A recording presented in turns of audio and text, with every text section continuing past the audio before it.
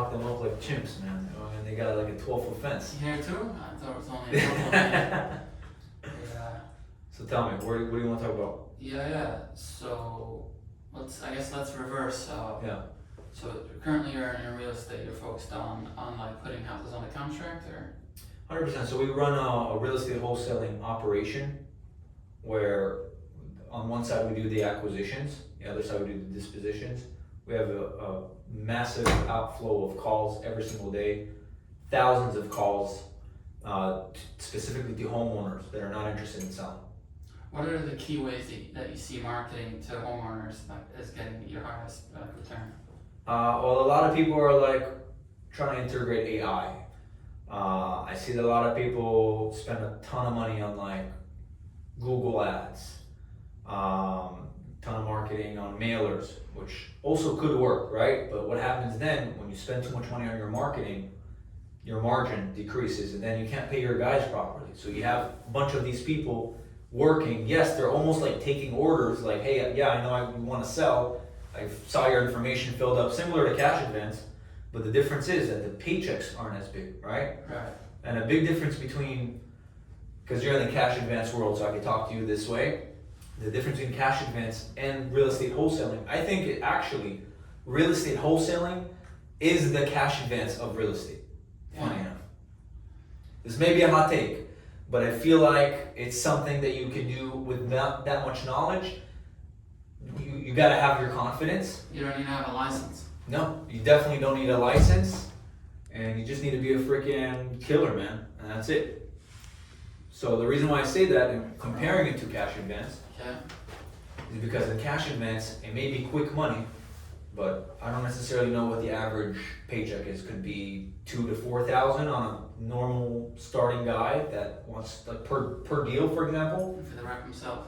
Yeah. What would you say the average paycheck is on a simple deal? Let's say $50,000 fund. I mean, let me start off just by saying like it's a similar situation with like a sales floor. Like if the ISO shop, the brokerage owner doesn't do his numbers right and he overspends on ads, Yeah. It could get an issue. But yeah, the points are high. Like on a 50K offer, average like I would say like 10 points total and just 5K, and the ISO rep, the rep at the company usually earns from that like 30 or 40%. Mm-hmm. So the margins may be smaller, but it's a lot more. Let's just say there's more of it, right? There's more deals that close. It's faster. You get paid same day or the day after. Whereas in real estate, it takes a lot more time, right? Real estate is very slow. Average of 3 up to 6 weeks until you see a paycheck, but the paychecks are a lot larger, right? Yeah. So there are deals for $1,500, $2,000 that the agent gets. Don't get me wrong, but the average deal, I mean, is anywhere between $5,000 net to the guy who's, let's say, working with us. Mm-hmm. I've even seen a bunch of $10,000, $15,000, $25,000, with even some files even up to like 50, 55. Fire.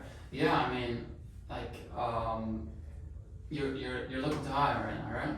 I think I saw on your ad. Well, yes, but not aggressively. So we're always looking to hire. We're always looking for good people. I came here just to kind of like talk, introduce. I think you're a cool guy. I think it would be nice. Appreciate you, bro. Of course, but it's as long as someone's good. I mean, we're here talking about how to get started in real estate, for example. I think wholesaling is the perfect route to make your penetration in the real estate world, if you know what I mean. Fire, yeah. I mean, especially if you don't have any education or a license or anything. I did shoot out, 50K. We do have like 500K, $1 million offers. There's, but listen. If you want to be in the real estate world, Roei's your guy. If you want the MCA world, I'm your guy. 100%. But you're based in Florida. We only do deals in Florida. Anything outside of South Florida, we don't touch. It's just that we don't know. We don't want to. We don't control. We're not able to like go and grab it. Right. We're not able to control. See it. You want to see what you're dealing with. A lot of people call me up and ask me for advice. Hey, I have this guy. A lot of Israelis do this where they live in Texas and they go raise funds and they're like, oh, I want to invest $50,000 with this guy and go buy a house and flip together. Or if there's a house in Pennsylvania, I do Section 8, I go buy this house, rent it out, buy for $50,000, rent it out for $1,200. I'm like, sure, on paper it looks great, Right. but are you able to, if God forbid something bad happens, go and touch it, go and see it with your eyes? That's No. a big thing for you. Very much. I need to be able to control what I have. I need Right. to A be lot able of to. wholesale guys that call random states, like they reach out. Yes, but then the difference is because I have a specialty area of South Florida, I know each neighborhood and I know what it comes with. I know that in Cape Coral, Northwest is different than Southwest. I know that, let's say, there's some lots that have burrowing owls and some lots that don't. That's a big difference. Burrowing owls, if you don't know, cost anywhere between $3,000 to $5,000 to relocate per nest. You're not able to build on any lots that have burrowing owls, for That's example. interesting. So what do you do with that?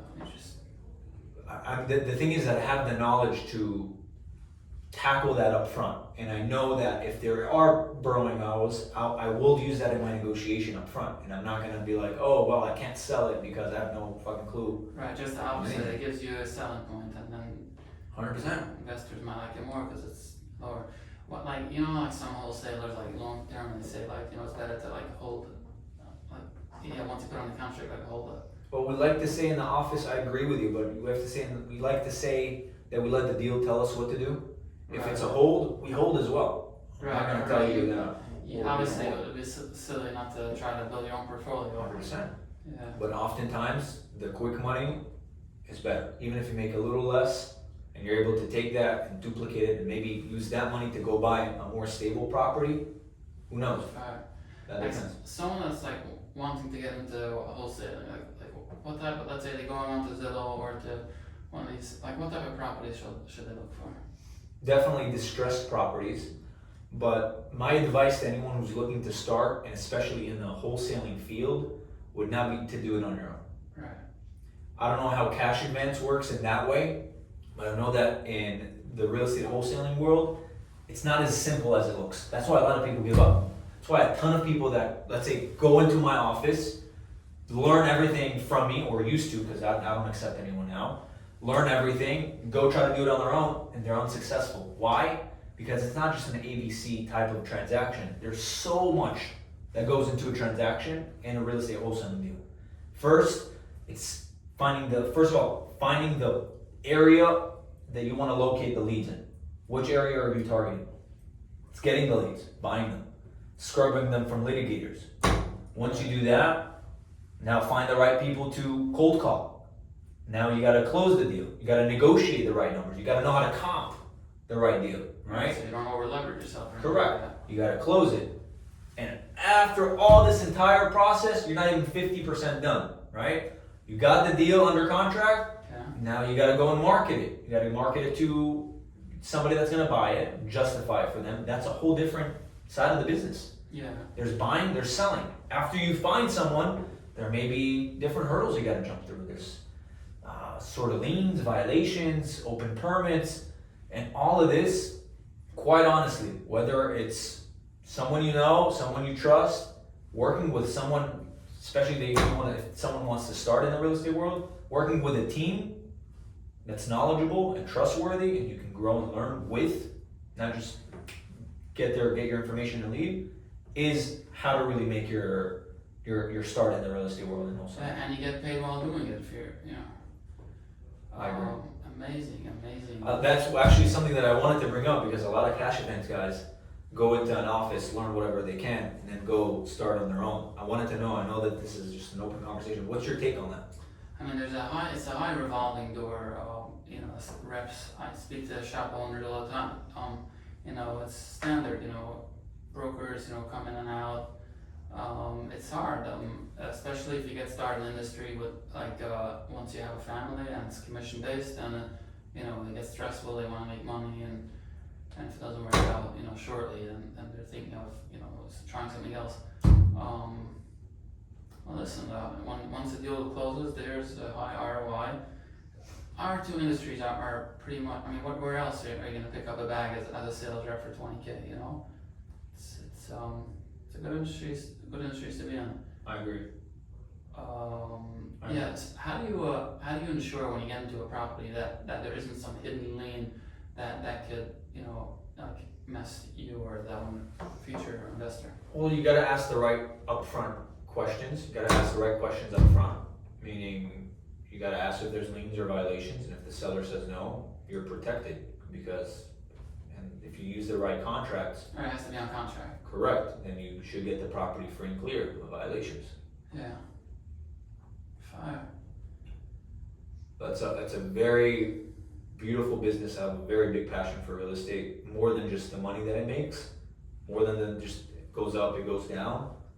There's so much details that go into whether it's a deal or whether it's each property specifically, You like that, you like that. that I love it. And one thing I do love the most is solving problems. Fire. Solving problems, creating margin, it's the name of the game. Fire. And when you say distressed properties, like to go into, you mean like, delinquent on payments or just distressed physically? Probably the first sign is physically distressed. Yeah. Right? I have guys that go online and go on Zillow and try to find me properties, and they send it to me, let's say if they're beginners, and they're like, hey, what do you think about this property? First thing I tell them to do is don't bring it into my office unless you already made an offer and got a lower number out of them. Second thing is if it's fully renovated and it's listed for top dollar, it's probably not the property we should target. Right, because we're not gonna get a good deal on that. Correct, because we create margin from the work that we do, right? For example, or at least that's what we tell the sellers or the agents that we're speaking with. So like where we can capitalize from is the amount of work that needs to be done, because Right. the property is worth 500. Even if there's $50,000 worth of work and the seller wants to sell to me for 450, there's no deal. Because what's the point? I'm gonna buy a property for 450, put in 50 grand, and then I'm at full market value. Why would I invest that? I might as well just buy a property that's fully renovated. Why go through all this hassle, this time, this energy? Yeah, like it or not, you need to make money. I mean, it's an exchange of this headache, right? This headache, everything has a price, right? So I'll take this headache on, but it needs to make sense. It needs to make sense for my time, for my effort, for my knowledge, etc. And if it goes into foreclosure, then it gets even worse, no? So that's actually a sector I don't really touch. Foreclosures, short sales, we do those, but we don't see those deals come up so often because there's a lot more complication when it comes to that, and that's out of our control. For example, a short sale is when a seller owes more to the mortgage company than what the values of the property. It's upside down. Correct. Belly up, right? So in that case, if he's delinquent for a certain amount of months, we can go back to the lender and say, hey, property's not worth this much. He owes 350, property's worth 300, come down on the price. Now the chances of that happening, let's say back 5 years ago, were a lot greater than it is today. But nowadays, a lot of lenders kind of would prefer to do the flips themselves, funny enough. Really? Yes, a lot of lenders were like, okay, no problem, we'll foreclose, we'll renovate it, They saw there's profits to be made and they want us, basically. Correct. Yeah. But some of them still go down on the price. Some of them go down on the price significantly enough for us to make money. Some of them go down on the price for an end user to want to take the hassle on. You know what I mean? Gotcha, yeah. Wow, I mean, people say that banks are in the business just to loan out money, but I guess, there's 50K. There are different ways. Yeah, Wherever there's money, man. major. Yeah. So yeah, if you're a rep and you're looking to grow in real estate, hit up Roei. I'll tag his Sure. Instagram handle in the video.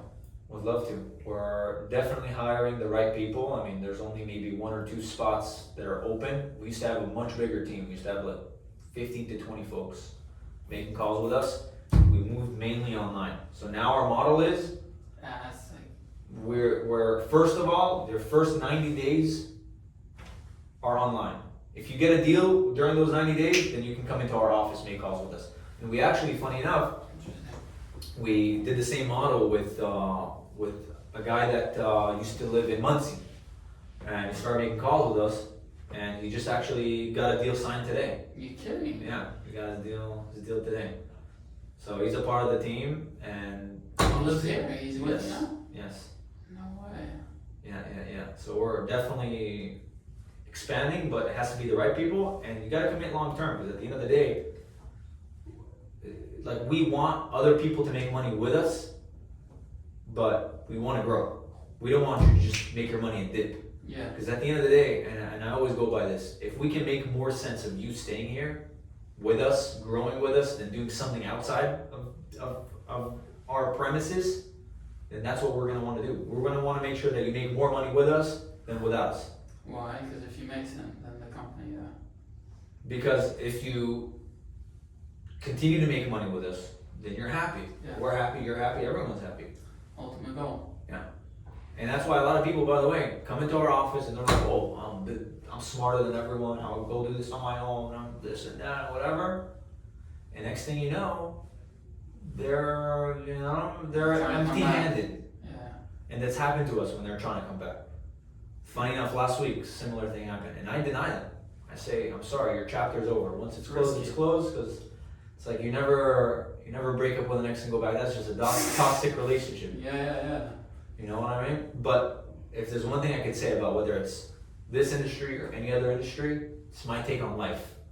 The grass is not greener on the other side. Damn, that's tough. The grass is greener where you water it. Wow, we were, yeah. That's it. A lot of people jump ship early. Yeah. Never know what could have landed. Not just that, man. It's just you take whatever mess you have in your life and you make it better. Don't compare yourself to other people. Don't compare yourself to other industries. Don't say, oh, if I do that, I can do better. There's always room for growth, and you should always strive to be better and make more money and do more deals. No doubt about it. No one's taking that away from you.